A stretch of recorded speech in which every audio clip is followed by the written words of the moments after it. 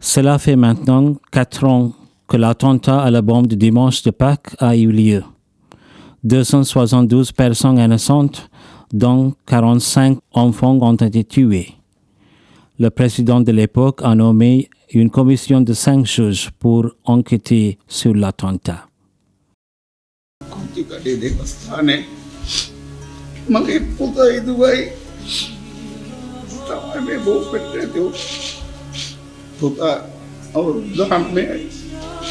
දුවට අවුරුදු 22යි.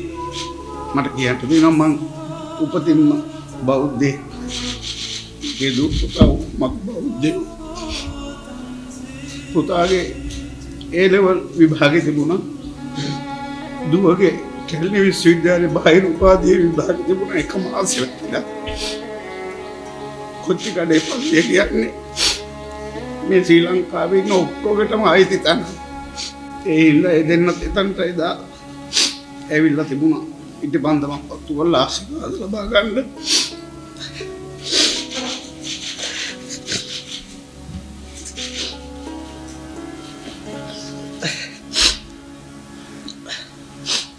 මේ වැරදි වැඩේ වෙනවා දැන දැන. මේ වැරදි වැඩේ වෙනවා දැන දැන බලාගෙන හිටපු කට්ටිය. අහක බලාගෙන හිටපු කට්ටිය. වැරදි වැඩේ කරපු කට්ටියට අනිවාර්යෙන් දඬුවම් ලැබෙන්නම ඕනේ.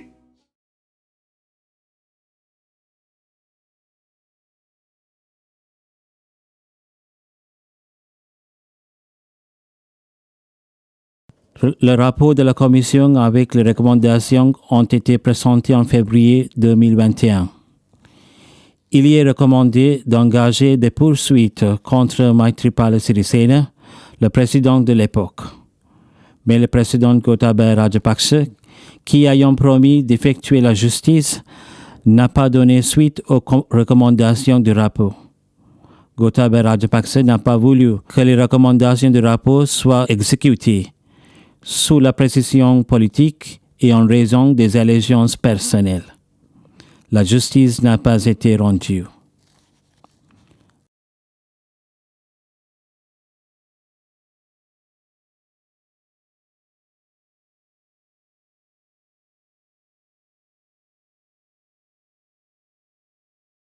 L'Église catholique sri-lankaise et son éminence le cardinal Malcolm Ranjit, archevêque de Colombo, ainsi que la conférence épiscopale ont réclamé justice et continuent leur combat pour les victimes des attentats du dimanche de Pâques. Malheureusement, le gouvernement n'a pas encore mené d'enquête satisfaisante et n'a pas encore poursuivi les coupables.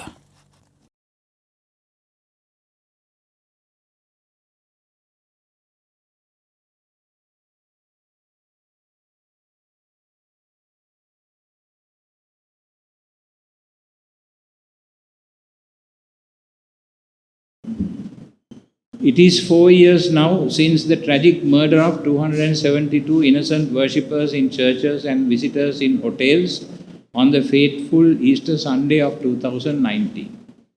Yet it has not been possible for us up to now to identify the perpetrators behind these attacks and to bring those responsible to book. We have organized this press conference hence to inform the public about the reasons behind the different programs we are organizing on the 21st April, the 4th anniversary of these attacks, affirming that we have never given up our efforts to find the truth behind these attacks and that we continue to be committed to that cause. We recall vividly the statement made in earlier times by the former Attorney General that behind these attacks, which can be called one of the most cruel and inhuman attacks that happened in recent times, there was a grand conspiracy. It is clear to us and to many others that these attacks were a plot, organized in order to gain political power. Even the Parliamentary Select Committee, appointed that time by the Yahapalana government, affirmed so in its report in the Executive Summary, page 3, report published on 23rd October 2019. It is very clearly written that there was a political plot.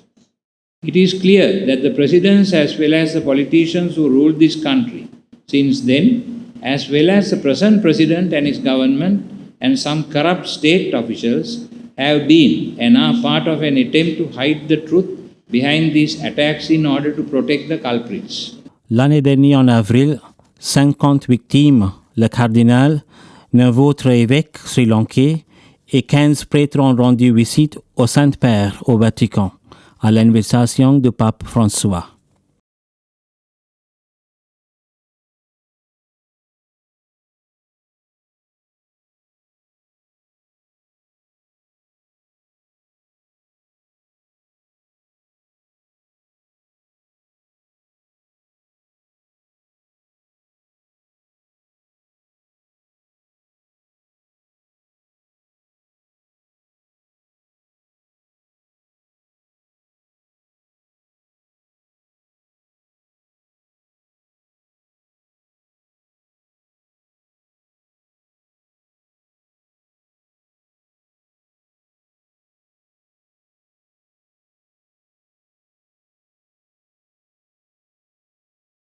La sua croce e la sua resurrezione sono luce di speranza nelle tenebre più fitte.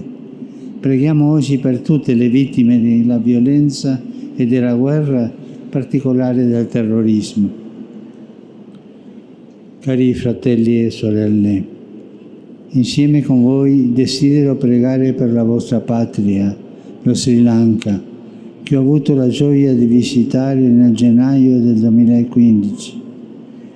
Preghiamo per i governanti, per quanti hanno la responsabilità sociale ed educative e per tutto il popolo, che le presenti difficoltà possano trovare soluzione con l'impegno e la collaborazione di tutti. Preghiamo per la Chiesa in Sri Lanka, per l'intercessione di Maria Santissima sia colma di Spirito Santo e annunci con la gioia del Vangelo di Cristo Salvatore.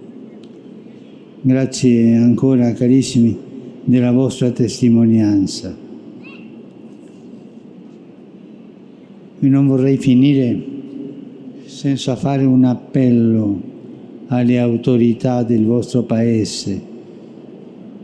Per favore, per amore alla giustizia, per amore al vostro popolo, che si chiarisca definitivamente chi sono stati i responsabili di questi eventi.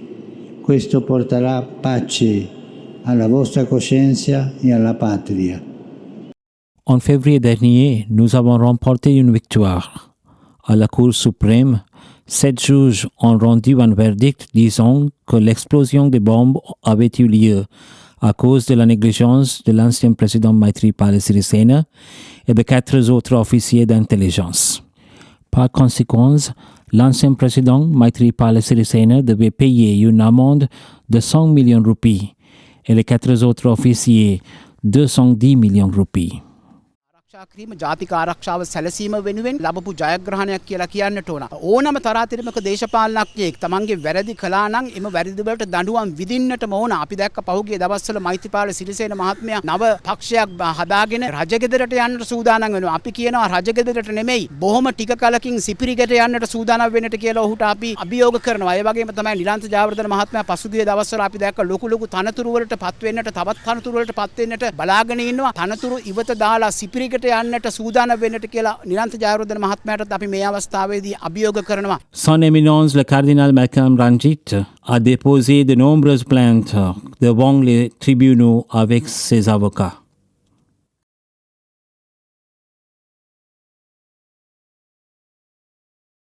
L'Église continue de s'occuper de toutes les victimes, même aujourd'hui.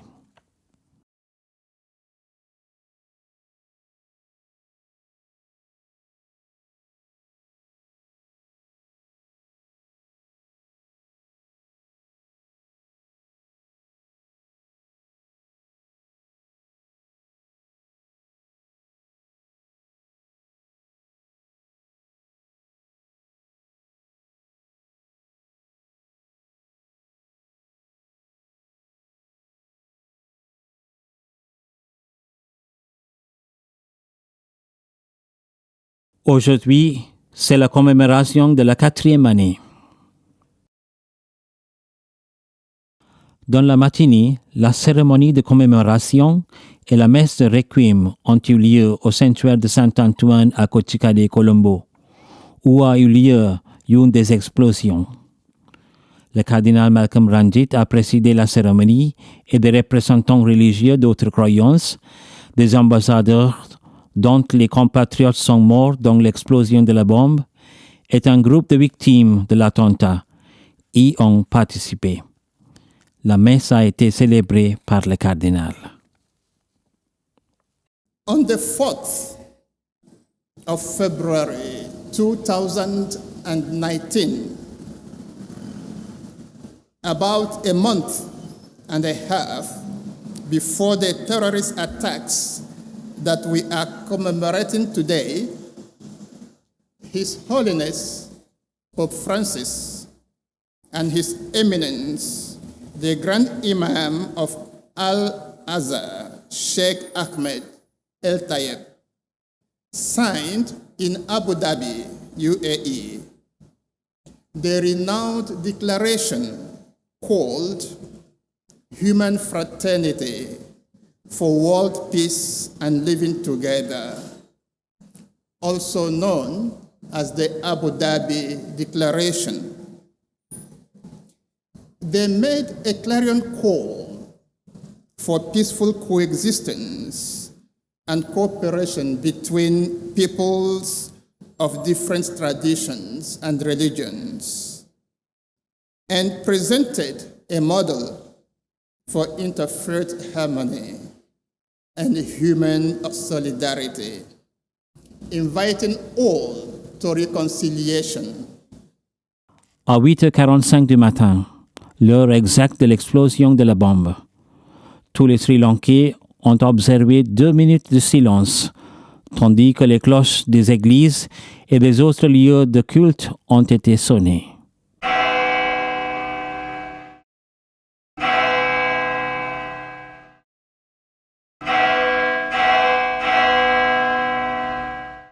Les gens se tenaient le long de la route en se liant les mains depuis le sanctuaire de Kotsikade jusqu'au sanctuaire de Saint-Sébastien à Katuapitiya, où l'autre explosion a eu lieu.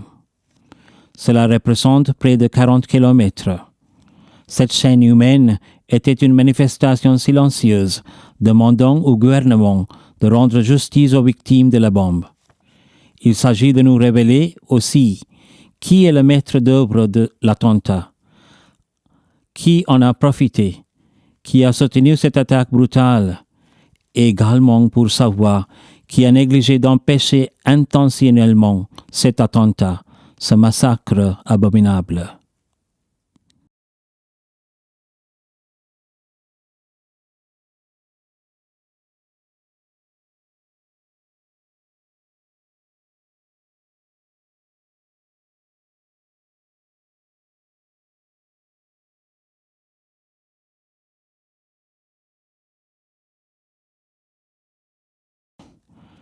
Certains de nos catholiques avaient organisé une marche de manifestation de Katuapitiya à Kotsikade la veille, en guise d'une protestation silencieuse pour réclamer justice.